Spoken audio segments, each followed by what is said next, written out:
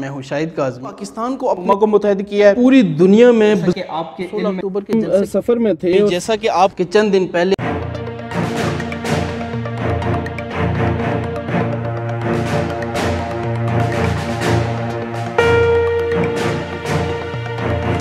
دیکھنے اور سننے والوں کو السلام علیکم ناظرین، اس ویڈیو بلاگ کے ساتھ میں ہوں شاہد کاظمی۔ جیسا کہ آپ کے علم میں ہے کہ اس وقت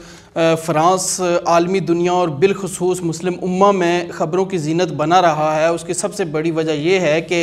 فرانس کا ایک انتہائی قابل مذمت کردار عالمی دنیا اور مسلم امہ کے سامنے یہ آیا کہ فرانس میں گستاخانہ لٹریچر کی اشاعت کے بعد فرانس نے سرکاری طور پہ اس گستاخی کو اب اپنے ذمہ لینا شروع کر دیا اور سرکاری سطح کے اوپر گستاخانہ مواد کی اشاعت یقینی بنائی جانے لگی۔ یہ یقینی طور پہ ایک قابل مذمت اور ایسا فعل تھا کہ جس سے پوری دنیا کے مسلمانوں کے جذبات نہ صرف مجروح ہوئے بلکہ شدید غم و غصہ بھی اس کے حوالے سے پایا گیا۔ اور مزید ایک قدم آگے جاتے ہوئے ہم نے دیکھا کہ مسلم دنیا اور دیگر تمام ممالک کے علاوہ بالخصوص پاکستان کے اندر بھی فرانسیسی مصنوعات کا بائیکاٹ شروع ہو گیا، اور ایسے باقاعدہ ایک مہم شروع ہوگی، اور یقینی طور پہ ایسی مہم ہونی بھی چاہیے تھی کہ فرانس سے تعلق رکھنے والی تمام کمپنیز کی تمام پروڈکٹس کا نہ صرف بائیکاٹ کیا جائے بلکہ مستقبل قریب یا مستقبل بعید میں کچھ ایسا لایا عمل بھی اپنایا جائے کہ ایسے ممالک کی اشیاء ملک کے اندر فروخت کے لیے پیش نہ کی جا سکے۔ اس حوالے سے فرانسیسی صدر کے کچھ بیانات بھی ایسے متنازع حیثیت اختیار کر گئے جس سے یہ تاثر ملنا شروع ہو گیا کہ فرانس میں اس گستاخانہ مواد کی اشاعت کو سرکاری سرپرستی حاصل ہو چکی ہے۔ موجودہ اسلامی دنیا کی احتجاج اور غم و غصے کے بعد اب ہمیں کچھ شنید ایسی نظر آنا شروع ہو چکی ہے کہ فرانس کا رد عمل کم ہوتا نظر آ رہا ہے، اور فرانسیسی صدر بھی اس حوالے سے کچھ بیانات جو ابھی دے رہے ہیں ان میں وہ مسلمانوں سے معذرت خواہانہ لہجہ اپنانے کی کوشش کر رہے ہیں۔ اس حوالے سے ہم نے ایک جائزہ لینے کی کوشش کی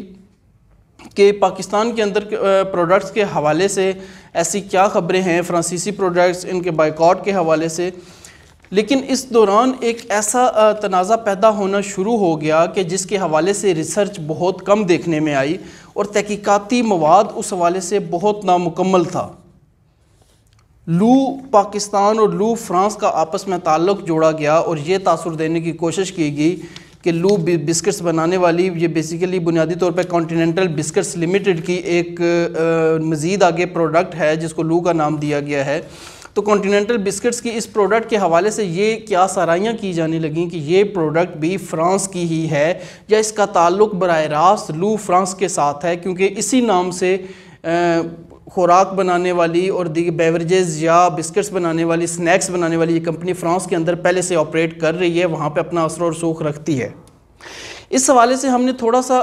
تحقیقات کا سہارا لیا اور ریسرچ اس حوالے سے کی، اور ہم نے یہ جاننے کی کوشش کی کہ آیا کیا واقعی لو پاکستان کا تعلق براہ راست لو فرانس کے ساتھ ہے، یا لو پاکستان کا یا کانٹیننٹل بسکٹس لمیٹڈ کا کوئی براہ راست ایسا فرانس یا فرانس کی کسی کمپنی کے ساتھ تعلق ہے کہ ہم لو پاکستان کا بائیکاٹ کرنے میں خود کو حق بجانب کہہ سکیں۔ اس حوالے سے سب سے پہلے تو ہم نے جائزہ لیا۔ لو فرانس بنیادی طور پہ ایک ایسی فوڈ کمپنی ہے، انڈسٹری ہے کہ جو 1846 کے اندر وہاں پہ قائم ہوئی، اور وقتاً فوقتاً اس کے اندر مزید ترقی ہوتی رہی، اس کی ترجیحات تبدیل ہوتی رہی۔ یہ صرف ایک فوڈ، بسکٹ یا سنیکس کمپنی کے علاوہ بیوریجز میں چلے گی، اور دیگر ایک کنفیکشنری کمپنی بن گئی کہ فوڈ آئٹمز مختلف قسم کے بنانے لگی۔ اس کے علاوہ اس کی امپورٹ ایکسپورٹ کے حوالے سے بھی دیکھیں تو اس کا دائرہ کار دنیا کے دیگر ممالک تک بھی پھیلا ہوا ہے، ایک ملٹی نیشنل کمپنی ہم اس کو کہہ سکتے ہیں۔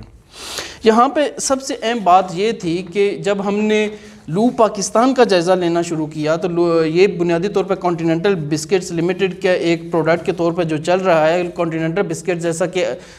تمام پاکستانیوں کو پتہ ہے کہ 1984 میں قائم کی گئی، اور 1984 میں اس کے آپریشنز کا پاکستان میں آغاز کیا گیا۔ مزید ہم نے کچھ اس حوالے سے تحقیقات کی تو لو پاکستان یا جو پروڈکٹ ہے کانٹیننٹل بسکٹس لمیٹڈ کی،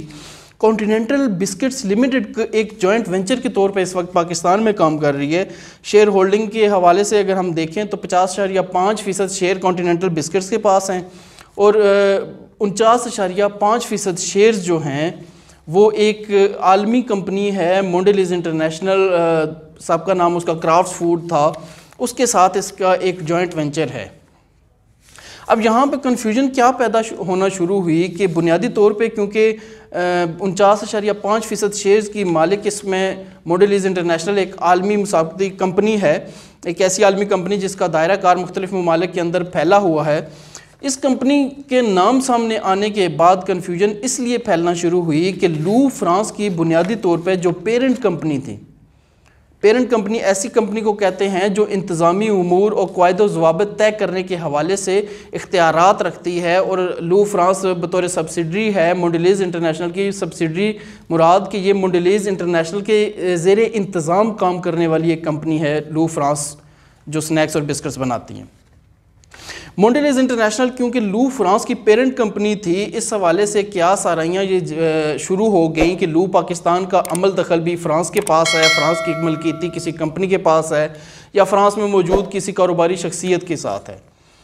کیونکہ جوائنٹ وینچر مونڈیلیز انٹرنیشنل کا کانٹیننٹل بسکٹس لمیٹڈ کے ساتھ پاکستان کے ساتھ ہے، اور مونڈیلیز انٹرنیشنل ہی پیرنٹ کمپنی ہے لو فرانس کی۔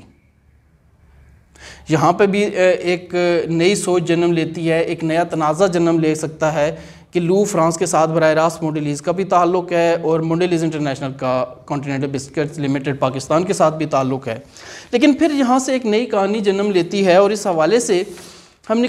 کانٹیننٹل بسکٹس لمیٹڈ پاکستان کے ساتھ رابطہ بھی کیا، اور ان کے ساتھ ان کے پریس ریلیز کے بعد جس میں انہوں نے کہا جی کہ ان کے شیئرز کسی ایسے بندے کے پاس نہیں ہے جس کا تعلق فرانس یا اس طرح کے کسی کمپنی کے ساتھ ہو، ہم نے ان کے سامنے کچھ سوالات رکھے کہ ان کے اعلامیے کے مطابق حصص رکھنے والوں کی اکثریت پاکستانی ہے، تو اس کا تعلق کسی نہ کسی حد تک فرانسیسی شیئر ہولڈر سے بھی ہے۔ پھر ہم نے ان سے سوال پوچھا کہ کسی فرنچ کمپنی سے ہے اور نہ ہی اس کی ملکیت کے حقوق اگر فرانس کے پاس ہیں آپ کے اعلامیے کے مطابق، تو کیا سی بی ایل یا لو بسکٹس کے پاکستان کے فرانس کے پاس نہیں ہے، لیکن فرانس میں کاروبار کرنے والی کسی کمپنی کے پاس اس کے شیئرز موجود ہیں؟ مزید سوالات میں ہم نے پوچھنے کی کوشش کی کانٹیننٹل بسکٹ سے کہ آیا لو کمپنی جو ہے لو پاکستان بنیادی طور پہ جو ہے یہ فرانس کے اندر بھی آپریٹ کر رہی ہے یا نہیں۔ پھر ہم نے ان سے پوچھا کہ آپ کے اعلامیے کے مطابق لو بسکٹ دنیا بھر میں پاکستان کی معیشت بنانے کے لیے اہم کردار ادا کر رہی ہے برآمدات کے ذریعے، تو کیا ان برآمدات کے اس دائرے کے اندر فرانس بھی شامل ہے؟ اس کے علاوہ ہم نے کانٹیننٹل بسکٹس لمیٹڈ جو پاکستانی ایک کمپنی ہے اس سے ہم نے کاروباری تعلقات کے حوالے سے پوچھا، فرانس یا فرانس کے کسی فرم یا کسی کاروباری شخصیت۔ مونڈیلیز انٹرنیشنل کے حوالے سے ہم نے پوچھنے کی کوشش کی کانٹیننٹل بسکٹ لمیٹڈ سے، اور خاطر خواہ انہوں نے جوابات بھی ہمیں دیے۔ یہ تمام سوالات ہم نے کانٹیننٹل بسکٹس لمیٹڈ پاکستان کی جو کمپنی ہے اس کے سامنے رکھے، اور ان سوالات کا ایک تاثر یہ قائم ہوا کہ کانٹیننٹل بسکٹس لمیٹڈ نے انتہائی حوصلہ افزا نہ صرف جوابات دیے بلکہ ہماری بعض تلخ باتوں کے جواب میں بھی ان کا لہجہ انتہائی بہترین رہا، اور انہوں نے انتہائی بہترین انداز سے کچھ چیزیں ہمیں کلیئر کیں جو یقینی طور پہ ہمارے دیکھنے اور سننے والوں کے لیے اہم ہیں کہ کانٹیننٹل بسکٹس لمیٹڈ بنیادی طور پہ مکمل طور پہ ایک پاکستانی کمپنی ہے۔ اس کا پیداواری یونٹ جیسے آپ کو سب کو معلوم ہے کہ سکر کے اندر قائم ہے اور موجود ہے، فلی آپریشنل ہے، 3 سے 4 ہزار خاندانوں کا روزگار جو ہے وہ کانٹیننٹل بسکٹس لمیٹڈ کے ساتھ وابستہ ہے۔ یہاں پہ جو ایک کنفیوژن پیدا ہونا شروع ہوئی مونڈیلیز انٹرنیشنل لو اور فرانس کے حوالے سے، مونڈیلیز انٹرنیشنل کیونکہ لو پاکستان کا ایک جوائنٹ وینچر کے طور پہ لو اس کا کر رہے ہیں، اور برانڈ نیم جو لو پاکستان یوز کر رہے ہیں یہ بھی بنیادی طور پہ لو فرانس کا ہی حصہ تھا۔ لیکن ہم یہاں پہ سمجھنے کی بات جو یہ ہے کہ مونڈیلیز انٹرنیشنل کا فرانس کے ساتھ تعلق اس وجہ سے نہیں ہے کہ 2007 اور آنورڈز لو فرانس کے بھی تمام حقوق جو ہیں انتظامی امور کے حوالے سے وہ مونڈیلیز انٹرنیشنل یعنی سابقہ کرافٹس فوڈ نے خرید لی ہیں۔ یعنی ہم یہ کہہ سکتے ہیں کہ کرافٹس فوڈ یا موجودہ مونڈیلیز انٹرنیشنل کی ملکیت لو فرانس ہے۔ لو بسکٹس فرانس جو پروڈکٹ ہیں وہ مونڈیلیز انٹرنیشنل کی اس وقت ملکیت کے اندر ہیں۔ جب یہ لو فرانس ان کی ملکیت کے اندر چلا گیا تو پھر ہم یہ کہہ سکتے ہیں کہ لو فرانس کا بھی بنیادی طور پہ آپریشنل حوالوں سے ہم دیکھیں تو فرانس کے اندر وہ موجود پروڈکٹ ضرور ہے، لیکن اس کا فرانس کے ساتھ تعلق کوئی نہیں ہے، جس کو یہاں پہ لو پاکستان، لو فرانس اور فرانس کے ساتھ جوڑنے کی کوشش کی گئی پاکستان کے اندر بھی، اور لو کی پروڈکٹس کے بائیکاٹ کی طرف بھی لوگوں کو موٹیویٹ کیا گیا. یہ بنیادی طور پہ معلومات تک پراپر رسائی نہ ہونا اور معلومات کا مکمل طور پہ علم نہ ہونا ایک بہت بڑی وجہ بنا، کیونکہ مونڈیلیز انٹرنیشنل ایک امریکن کمپنی ہے، اور امریکن کمپنی کے ساتھ ہی جوائنٹ وینچر پاکستان لو بسکٹ یا کانٹیننٹل بسکٹ لمیٹڈ کا ہے، اور ایک امریکن مونڈیلیز انٹرنیشنل کمپنی کے ساتھ ہی جو سبسیڈری کے دور پہ کام کر رہی ہے وہ لو فرانس ہے.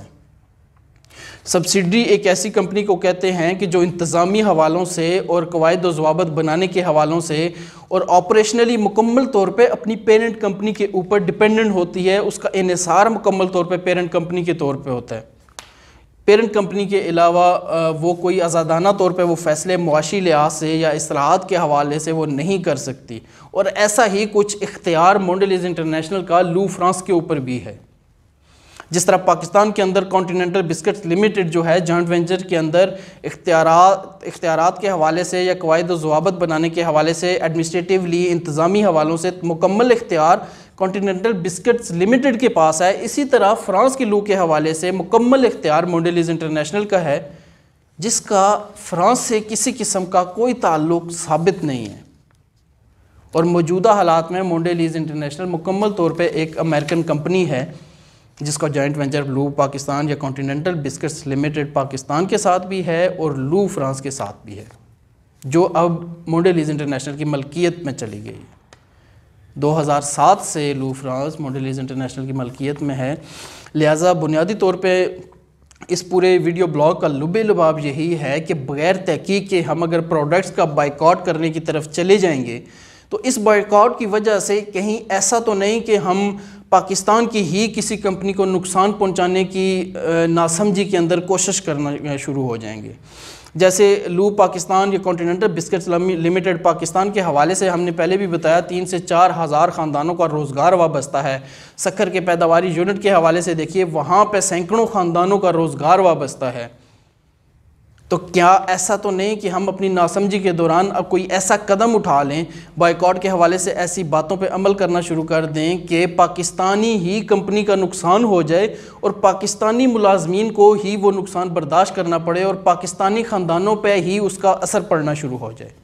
لہٰذا کسی بھی چیز کا بائیکاٹ کرنے سے پہلے یا اپنا احتجاج ریکارڈ کروانے کے لیے بھی اگر آپ کوئی ایسی فرانس کی مثال اگر سامنے رکھیں، فرانسیسی کمپنی کا ہی آپ نے بائیکاٹ کرنا ہے اور بطور احتجاج اگر اس کا استعمال روکنا ہے تو پہلے اس کمپنی کے بارے میں مکمل تحقیقات کر لیجئے. اور اس کا سب سے بہتر حل یہ ہے کمپنی کے ایک ذمہ دار شخص سے یا ذمہ دار شعبے سے خود ڈائریکٹلی رابطہ کیجئے، براہ راست بات کیجئے ان کے ساتھ تاکہ آپ کو مکمل معلومات مل سکیں اور آپ انجانے کے اندر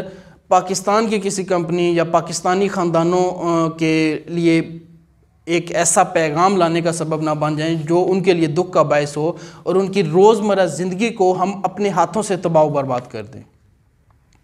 اگر آپ کو میرا یہ ویڈیو بلاگ اچھا لگے اس ویڈیو بلاگ کو لائک کیجئے گا، اس پر رائے دیجئے گا، شیئر کیجئے گا اور چینل سبسکرائب کرنا ہرگز نہ بھولیے گا. اللہ حافظ.